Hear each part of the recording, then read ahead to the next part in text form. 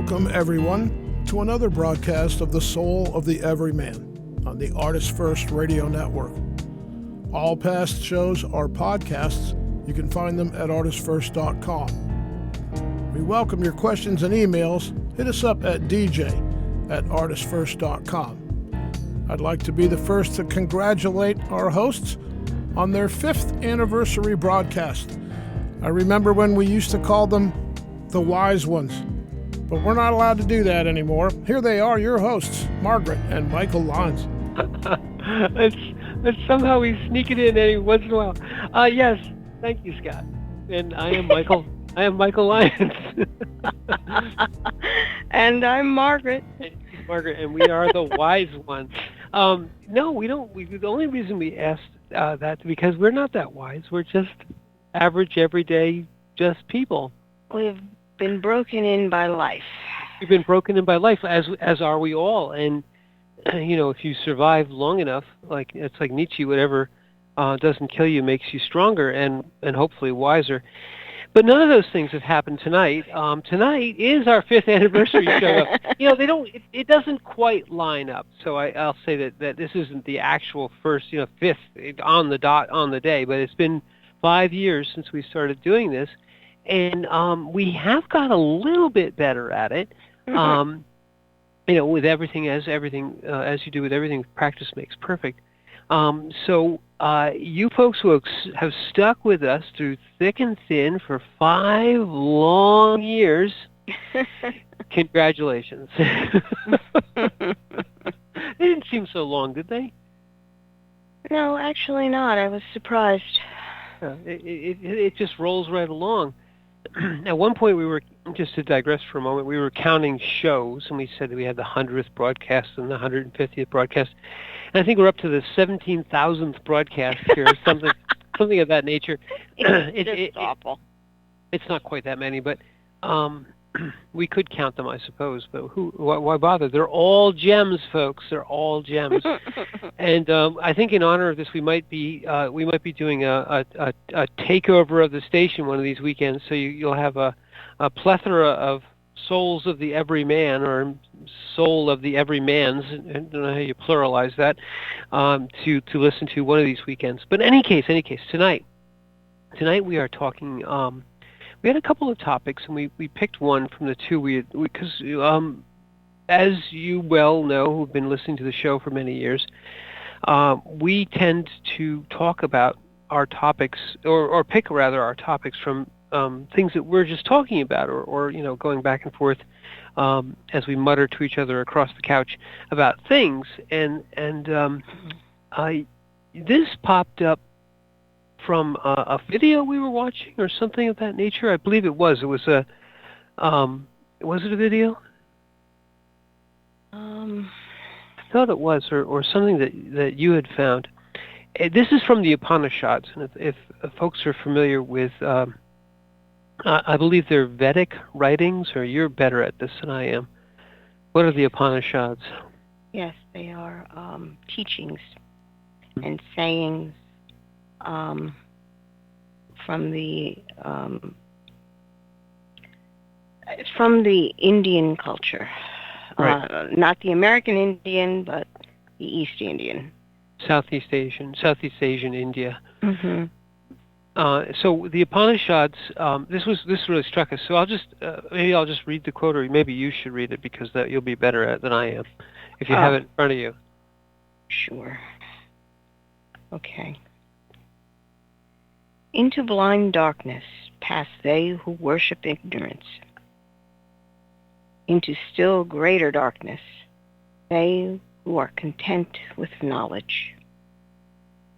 And at first blush, it sounds sort of like a contradiction in terms, right? You're those who worship ignorance. I think everyone would agree. You're willfully ignorant. You're blinding yourself to what is happening around you. Mm-hmm. And when you do that, you are living in darkness. Living in darkness, figurative or literal.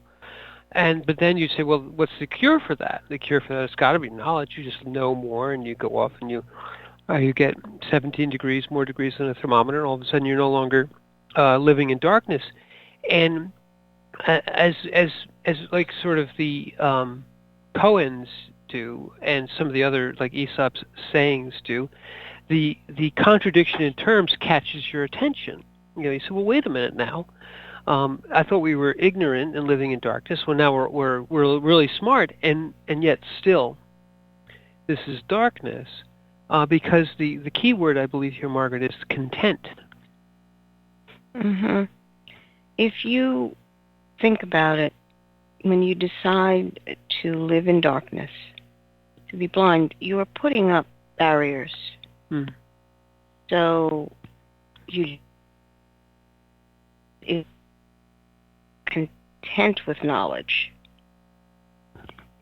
It means that you are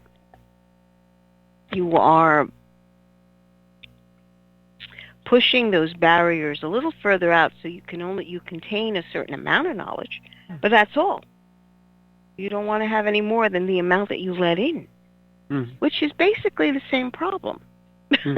I think the guy we were listening to, his name was Sadhguru, was also saying something similar, and I think we had a show about it where he was saying that the his one sadhana, his practice, was to remain ignorant.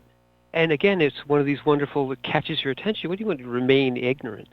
To remain in a state of constant seeking for more knowledge, to not become, as this Upanishad says, content with knowledge. And in essence, the barrier you put up is the I know. Don't teach me anymore. Now I am the master. I know, and therefore I cannot be taught, because if I were to be being taught, I would no longer be the master. And that is a great conceit. Yes. It is it's again, you're playing with you deciding how much information you are going to take in, and basically saying, well, the information I have is the perfect amount. I don't need to know more or less. I am... Well, and as the master, I am now the dispenser. I am both the arbiter and the... people will measure themselves as to when they have achieved mastery. They will have achieved my level. And therefore, all you can do is aspire to be like me. You cannot be greater than me, because I am already the master. Well, you are setting a certain standard for what you think, and what that means is you won't recognize when something is much greater than you. Exactly. So you are then in blindness. So it's again, all this is unfolding because I wish to be in control. Yes. Or I need to be comfortable. And I'm only comfortable when I do it this way. Throwing open the doors for almost anything to come in, we can't have that. That could prove something that I will be really uncomfortable with. Well, it might mean that I again, you're emphasizing I, because it is the I, it is the ego. Where I suddenly am not the master. I'm suddenly back to being the student. That my identity is being challenged. My identity is I am the ego, is the pinnacle. The I am the guru of gurus. I now know everything, and everyone must come to me and defer to me and listen to me. And that is this contentment, this ego contentment of achievement, and I think in the Buddhist and maybe the Hindu philosophies as well, these achievements are also attachments. They're also they become a sort of in essence a chain which chains the being, which is you, down to the ego, and also down to living out if you're the master, Margaret, you can't reasonably say, well, I don't know. That would be terrible. That would be admitting you're not the master. So you're chained into this egoic personality of being the greatest, the best, the oracle, and therefore closed in this wonderful blindness of the ego, of the I. It's using the word master as a label, all-encompassing, meaning that you're all contained and nobody need question you. Nobody can question you. Need question, can question, because in your own mind, you've reached mastership.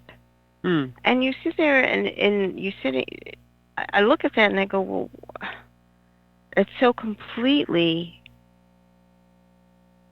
anti-life. A true master always accepts the fact that he or she knows very little. Very little.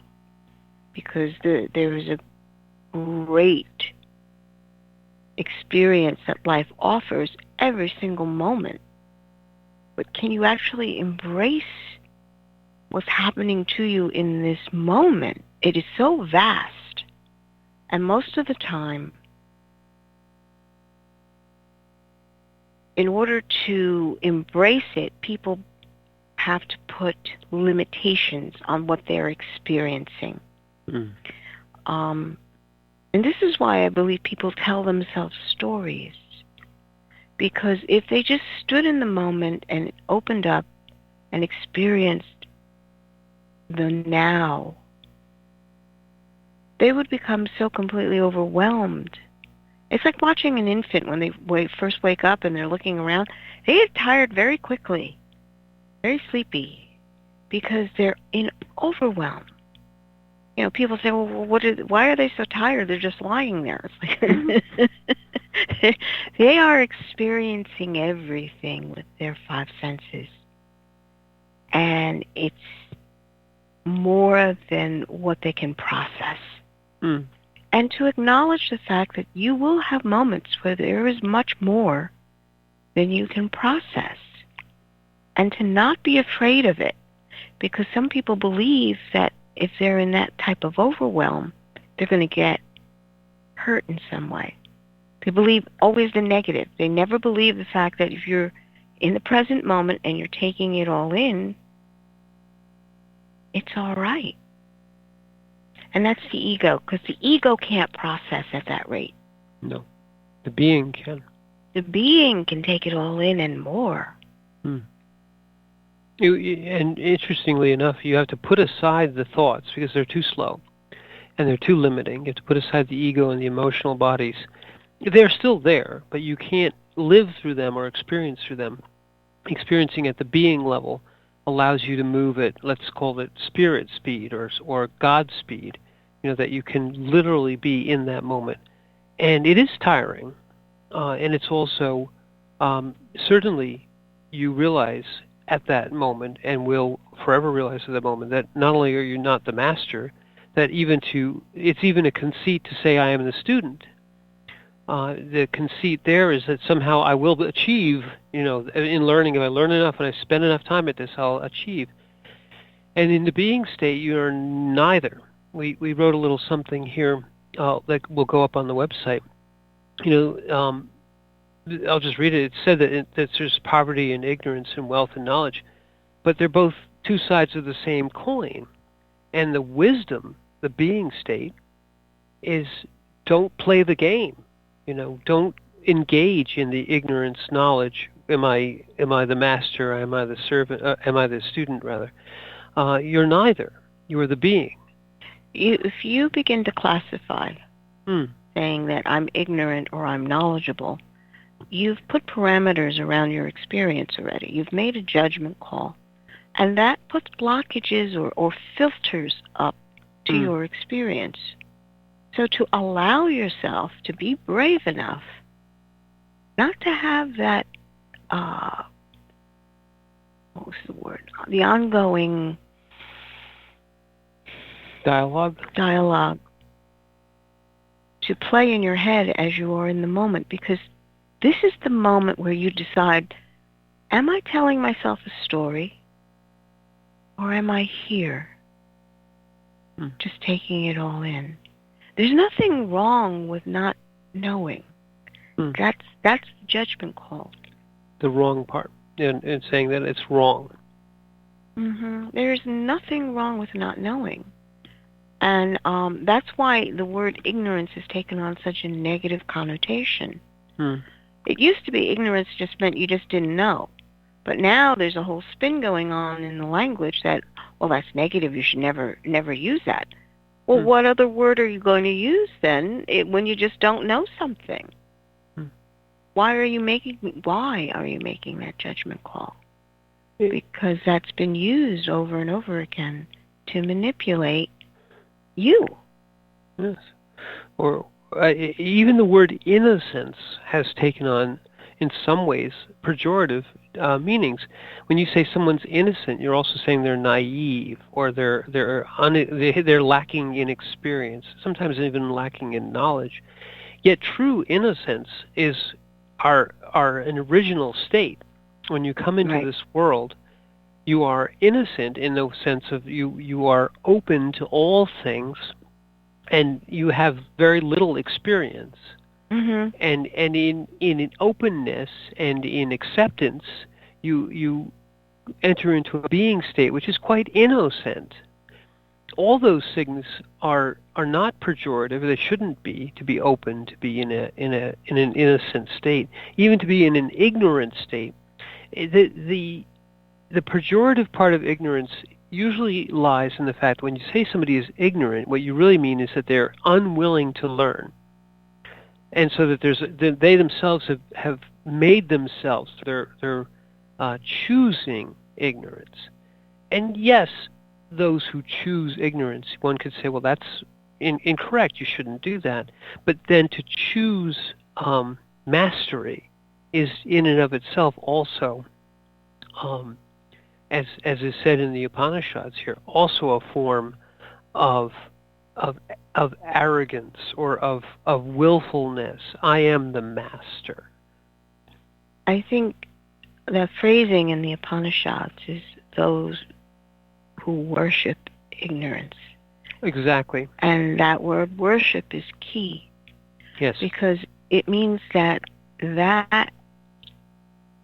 concept is the first thing you go to. And you place everything in the worship of this concept. So to worship ignorance is choosing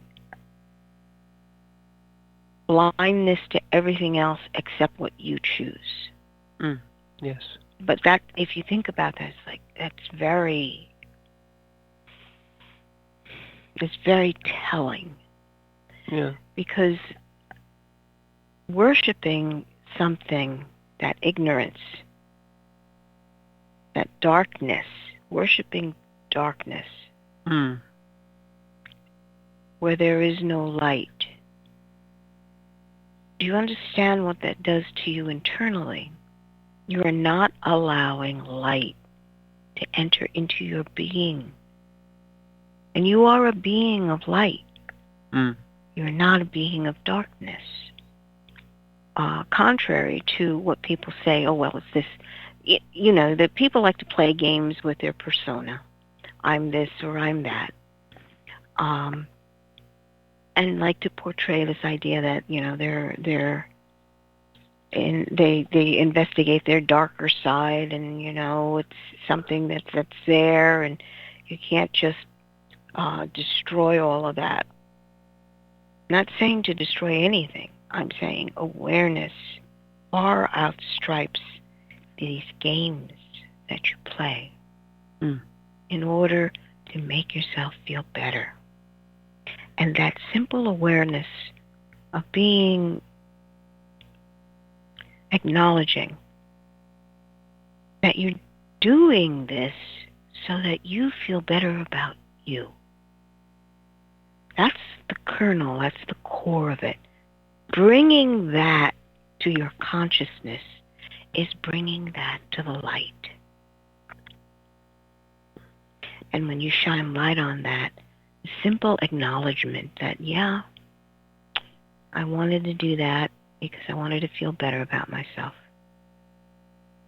Shining light into it just brings a whole new level of you to the table.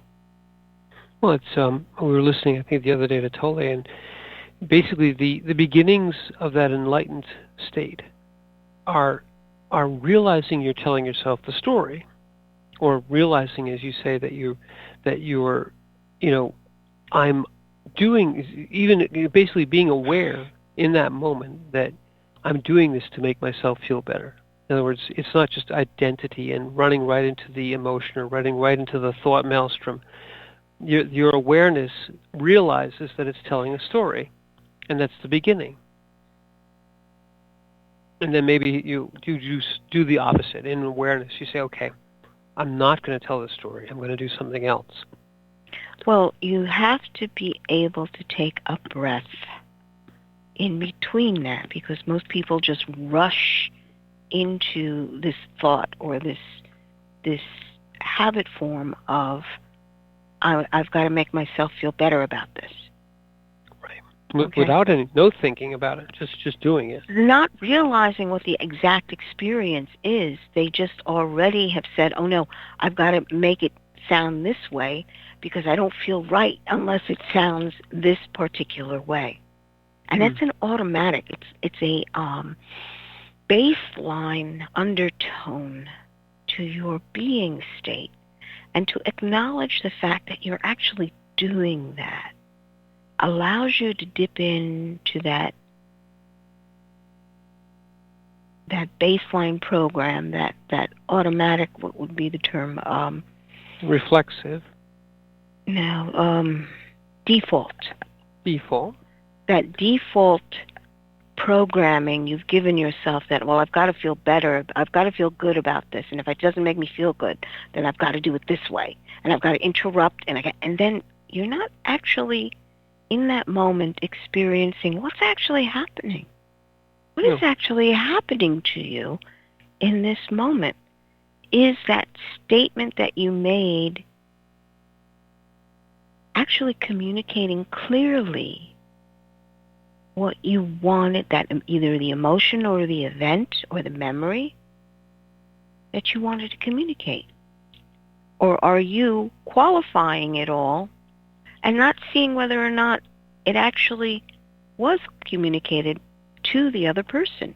That's what I found fascinating. It's like they put all these blocks up and then judge what they just said as opposed to feedback from an actual person. You're having your own conversation and nobody else needs to be in the room at that point. Well, to go back where you were, though, that's the insight is the breath in between, the awareness that what the words you're saying are, or the reaction that you're having, that you say, well, I don't feel comfortable, therefore I'm not the master. Now I need to act so that they will re-acknowledge whoever, the universe will re-acknowledge that I'm the master. So I'm not comfortable, and I run that, running right into it without a breath. If you stop for the moment, take the breath. The Dalai Lama says it when you have an similar, not quite the same, when you have an emotional reaction, to take the moment in awareness to say, I'm having an emotional reaction. I'm afraid, I'm angry, whatever it may be. And yes, the emotional reaction carries on, or in this case, the uncomfortable set of actions may continue, even without being able to stop yourself. But even just to back up that half a step, take a breath, saying, I'm doing this because I'm uncomfortable. That's the beginning of the awareness. You now have stepped back, and you say to yourself, well, who is the I who's observing myself do these things? That is something greater. And Tolle says that's the consciousness observing and realizing that the ego is just a piece, that the emotional body is just a piece. And if you can just step back that one step, take the breath into awareness and say, there I go again. Even that there I go again is there my ego, of which I could identify with and jump into and be, or wants me to do those things. There it goes again. sometimes in the beginning it's still too late. You're doing the reaction, you're having the emotion, you're doing the bad things, or whatever the things are that you are observing. You don't stop yourself, but that's the beginning. We've kind of gone a little bit further, but this conundrum here, this sort of contradiction in terms here that's in the Upanishad. There's a piece in the middle, which is what it's really trying to tell you, is that ignorance and knowledge. People would say, well, you're either ignorant or you're wise and you have knowledge. There's nothing in between there. Yes, there is. Your life. Because these two, it's saying, are equivalent. There's darkness and darkness here, and you say, well, where's the light? Now you're asking the right question. The right question is if this is darkness and this is darkness, well, wait a minute here. I mean, you sit back and think to yourself, Master, perhaps you might be questioning your guru, well, where's the light? And the guru could explain that this is what's happening here. Those who are content with ignorance or content with knowledge think that they are greater than those who are ignorant, but neither is greater. The fault is that you wish to be greater, or that you wish to identify yourself with the master, and push away the ignorant. They're the lesser. I'm the greater. Well, you're neither. Remember I think it was either the last gospel or the one before, where the apostles are saying to Christ, well, which among us is the greater? I'm the greater. I'm the and this is the wonderful insight which is given in that particular passage, which says, if you wish to be first, be last.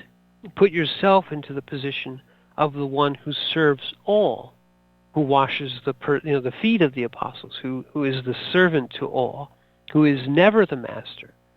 And yet, the greatness or the acknowledgement of your leadership is inherent. Yes, you're still the person that you always were, a vast being.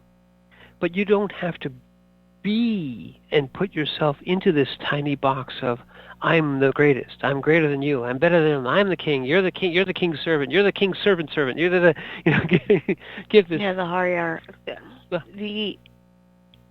When the concerns come to who is in the hierarchy, that tells you it's all ego.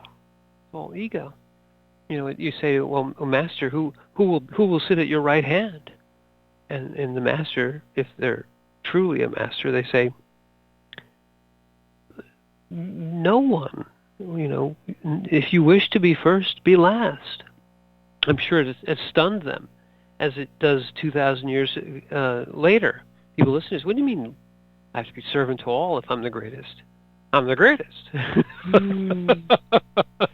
It's, again, the human tendencies. These are all human tendencies. We want this hierarchy. Yeah. And I think it's a result of the fact that, you're born in a family and there's a natural pecking order. Yeah. You think that that's got to be the way everything's got to run. You see it in nature as well. Truly the pecking order. Mm-hmm. And you think that that's got to be it. That's the way everything runs on this world.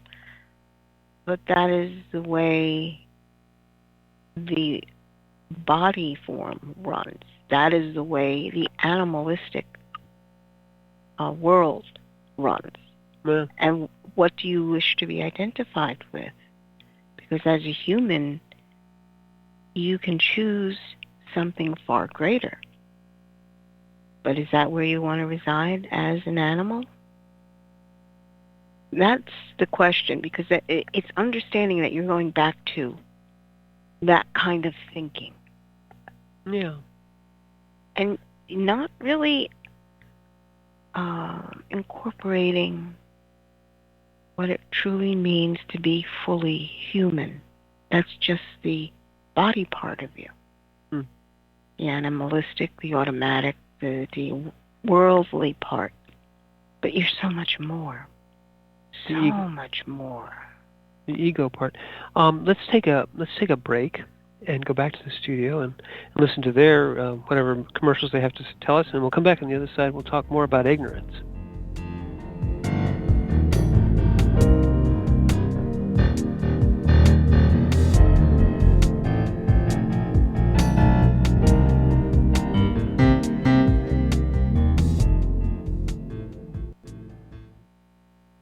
The Fat Man Gets Out of Bed is the latest book from Michael Lyons, the award-winning author of There is a Reaper. Featuring 13 original stories, this wide-ranging collection has everything. Forbidden love, gods versus demigods, weird invading aliens, sexy seductive artificial intelligence, and unusual passion between the living and the dead. All set amidst fantastic worlds of pain and loss and boundless joy. From the sublime to the macabre to the bittersweet, The Fat Man Gets Out of Bed will leave you breathless with laughter, brimming with tears, trembling with suspense. Available now on Amazon.com, Google Play, iTunes, Kobo, and fine e-tailers everywhere. There is a Reaper is the story of 5-year-old Christopher Aaron and his life-changing struggle with leukemia. Winner of both the Indie Bragg Medallion as well as the reader's favorite silver medal for memoir, There is a Reaper has more than 100 Amazon book reviews and a 5-star rating. It has been described as life-changing, spiritual, a must-read. Just released on Audible and iTunes, this memoir is also available in paperback and on Amazon Kindle for only 99 cents. Get your copy of this life-changing memoir today.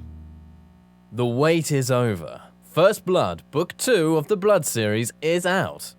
Your favorite bad boy thief, Dev, is back, and the beautiful and deadly Trey is right there with him. She is sharp, sexy, and full of surprises. Their adventures continue as a new power arises to threaten the world. The heart of creation is under attack, and time is definitely not on their side, as they battle against their enemies' undead hordes. Can they unlock the hidden power that can defeat him, or will his forces draw first blood? Get all 3 installments in the series. Book 0, It's in the Blood. Book 1, Destroyer's Blood, and the new release, Book 2, First Blood, today.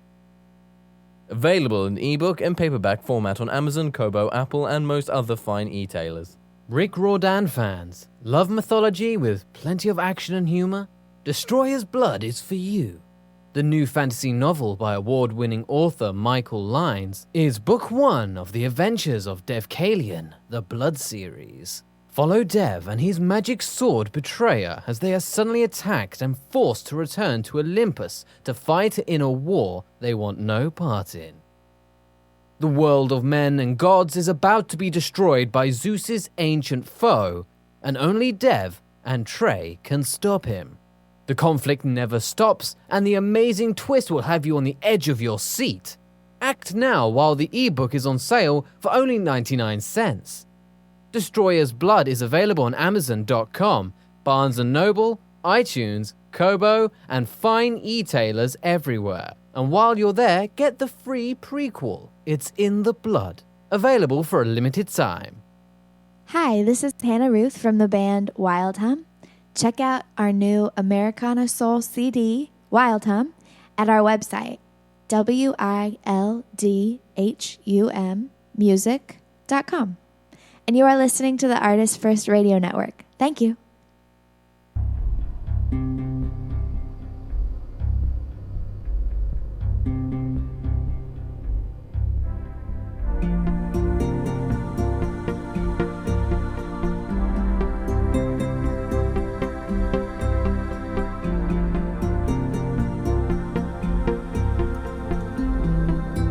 Thanks for joining us on the 5th anniversary broadcast of The Soul of the Everyman. Let's send it back to Michael and Margaret Lyons. Thank you very much, T-Man. It feels like a long time now that you say 5th anniversary. But it flew by. And tonight we're talking an interesting topic, basically talking about the one of the sayings from the Upanishads. And Margaret's last point was a really good one. Basically, the identification with darkness, or the identification with a state of either egoic ignorance or egoic knowledge, are really equivalent. They're really pretty much the same thing. And our world enforces both those things. When you're born into this world, the first thing people do, the very, very first thing they do, is they tell you don't know anything. And then, now stand back and let me teach you, because I'm the master. I know more than you. Therefore, you've got to listen. Is this ringing any bells? You've got to listen to me and do everything I tell you until you get old enough, and then you know everything, and then you can do the same thing to somebody else. And that's kind of the cycle. The whole thing about, you're talking about the hierarchy that you see in nature, is that you're born into this world and you're somebody else's flunky. Somebody else gets to boss you around and tell you what to do, until you get to the point where you get to be the master. You get to flip the coin, flip the other side of this coin to the master coin side, and then you get to push people around. And both those things are incorrect and wrong, and a form of darkness. They're egoic and body bound darkness, and they belie the original state, which is again what Margaret was talking about earlier in the last half hour. When you're born into this world and you're an infant, you're lying there, and you are really in a natural state, a natural human state, a natural being state. You're absorbing everything. You're in overwhelm, but you're really in a state of non-identity, a non-egoic identity. You are just your being state, and everything around you is phenomenally interesting and phenomenally tiring, because you just can't live at that pace for too long. You've seen a baby will come in, they'll open their eyes, they'll eat, and they'll look, and they've just got this incredibly open look in their eyes. And it's fascinating. When you see an infant, you're fascinated because you see the being right there. Right. And you looking right back at you, and it brings you into a being state. Looking at a newborn infant silences the ego, silences the mind, silences everything, and you enter into a being state. One of the first bonding moments when a child is born, between mother and child or parents and child, is completely, utterly silent. It's just eyeball to eyeball. It's being to being. And you look at this new being, this newly incarnated entity, this spirit in flesh, and you can feel them. And if you're quiet and just allow that to come in, you start to know them at that being state level. One of the things that we did with all of our children was, before we gave them a name, we would look at them and open ourselves to them and say, who are you? What is your name in so many words? And that process of providing a name was really an end of the process. The end of the process, the beginning of it, was allowing this new being, who is now incarnate in flesh and quite unable to take care of themselves physically, allowing their presence to become part of your new knowledge field. It totally says you feel their energy. You feel, as we all do, if you really are open, you feel the energy of the other. You see what is essentially invisible. There's no part of them you can put a finger on, so there is the being. There it is. I can pick it up like a teacup and pick it up and put it between my fingers and look at it. No. It is essentially an invisible thing that is an energy flow that allows you to understand, there you are, nameless, just a being incarnate in flesh. And then, because we're here, we have to have a name of some kind. And you have to say, what name is yours? And when you hear it spoken, there's a certain, I'll say an echo, a resonance. This is that, yep, we describe it very beautifully in There's a Reaper, naming Christopher. But it was the same for all of them. It locked in. So this is the name. This is the name, Christopher. It locked in. And Christopher Aaron Lyons, which was his name, it gave a certain acknowledgement of the being that was incarnate in this body. Right.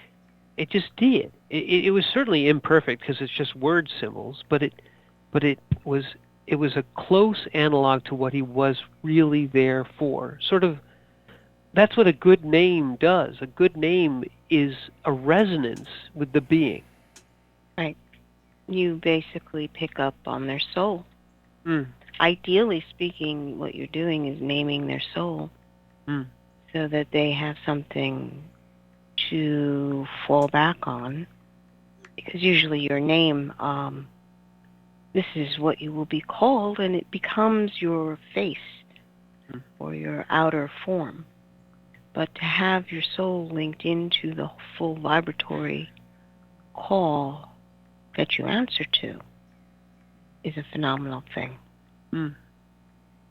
But once the baby is born, they now put the baby on top of the mother's chest. And that's when the child opens its eyes and tries to take in what's going on. Some of the kids, they can't focus properly, so it's all a blur. Mm. But what does register is the feel of skin on skin. Mm. Very one of the primal, instinctual responses, as well as smell. Mm. Smell is really important. You'll eventually get to focus your eyeballs and begin to see things, but you're listening intently. Suddenly, things don't sound like they're underwater anymore. Right. Sound is crisper and clearer and maybe harsher. Mm. Touch, the warmth of mom. Suddenly you're not surrounded by the warmth of mom. You're actually feeling it on the outside of your skin. Just certain areas. They do hands, that your with toes. the hands. They do that. Stretching out, looking for the walls, if you will. Yes, they do. It's like what happened to the wall that was there before? I don't feel it. Where's mom's rib? I used to kick. I used to. Yeah, I used to rest my feet on mom's rib. Where is that? It's not there anymore. And then the most startling thing, I think, for the babe is to hear their own voice for the first time. Mm. Because, That's always a fascinating thing when they stop themselves after crying aloud. Say, where did that come from? yeah, who did that? Who did that? It's like astonished expression on their face. Right. And they had actually done the cry. And they're looking around, and if they figured out how to focus their eyeballs, then they can look around to see, well, maybe something will let me know. But that feedback loop of like, wait, I'm hearing stuff differently. Wait, is that me? Because when you're in the womb, you're actually breathing the amniotic fluid. So the concept of being able to make a sound when you're outside of the womb, that's mind-blowing. And they're in complete being state. Mm-hmm. And this state is neither ignorance. It might be properly described as innocence, but it's neither ignorance nor knowledge. It's greater than both. Yes. Yes. Because you're in full experience and you're alive and you've gone through something that was really dark and squishy and a lot of pressure. And then suddenly I'm in light and there's noises and people. But that's mom's voice. Mm-hmm. Well, that's one thing that all newborns have become familiar with is hearing. Well, that's you mentioned they put the newborns on their chest, on the mother's chest, because they can again hear the heartbeat. Mm-hmm. And this is comforting and familiar, but different. Right. They can feel skin on skin, comforting, familiar, but different. And there you can see again, any one of you listeners who's been a parent, if you are witnessing a newborn, in this state, their eyes and their body are very still. They're looking and feeling, but you can see that their awareness is expanding and just taking all of this in. And within a few minutes, they may yawn and fall right asleep because it's so much. It's like you've gotten a whole year's worth of experience, let's just say, to pick a time frame, in a few minutes. And you got to process. You got to go to sleep and let your brain process these things. Find a place to store everything. The essentially invisible being that is you has brought so much into itself that it now has to sort of shut down for a little while and just, okay, this is enough. We had a giant chunk of something. We got to get our way through it, and then open again. Now maybe a physical need. You need to eat. You need this. You need that.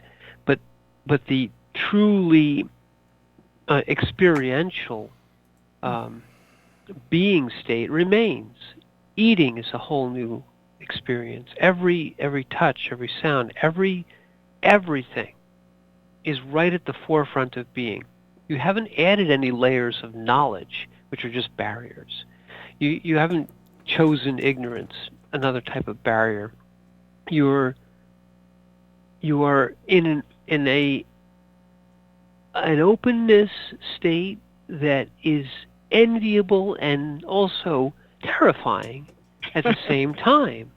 And for us now, decades and decades of existence later, to try to re-enter that state is difficult. But at a newborn, you're right there. Yes. And each person, each baby, each person has a different response to it. It's not a uniform response. Some like a good challenge, and they're like, okay, what's going on out here? And their eyes are open, and they're going to determine to focus and take in what's there. And their expressions are priceless. Yes. Because they're like, you could see them trying to concentrate and look at things and try to figure stuff out. Mm-hmm. And some of them are just like, oh, this is too much. Let me go to sleep. Yeah. I don't want to look at you guys anymore. Right. But there's also the energy flows. Again, many birthing areas in hospitals these days, or wherever children are born, they keep them dark and quiet and warm because it's again trying to not overwhelm. But yet that being state it's important for a parent, for a mother, for whoever is there to witness at that time, to allow yourself to be quiet, allow yourself to open yourself to. It's almost instinctual in and of itself. You see this being, and you don't start talking to it, or you don't start. You literally just kind of open yourself, looking as intently as you can, and not just looking with your eyes, but opening your being, letting your senses feel this entity's energies, this entity's... Well, the child, this is the a child. heart. It's a heart-to-heart thing. When they Yes. put the baby on your heart, your heart is already open, and you just, hello. I'm so glad you're out.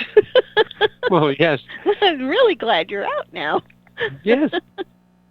But it becomes a lifelong bond in most cases, and it's also something which is uniquely human.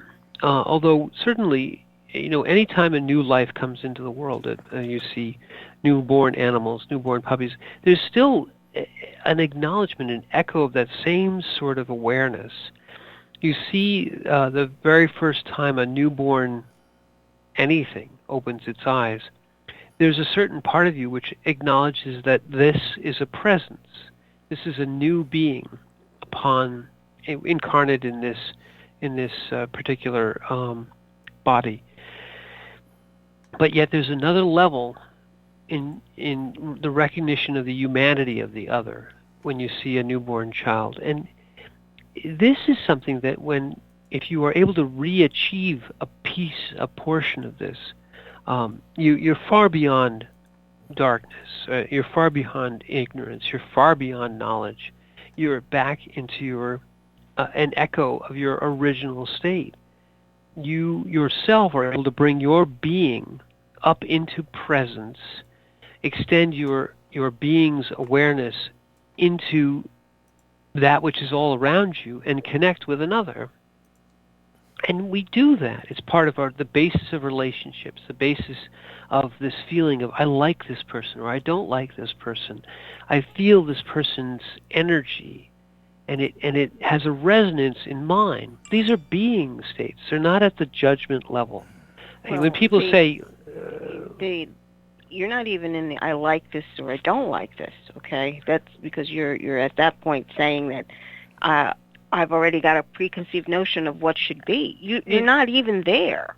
It's the resonance. The resonance is what is familiar.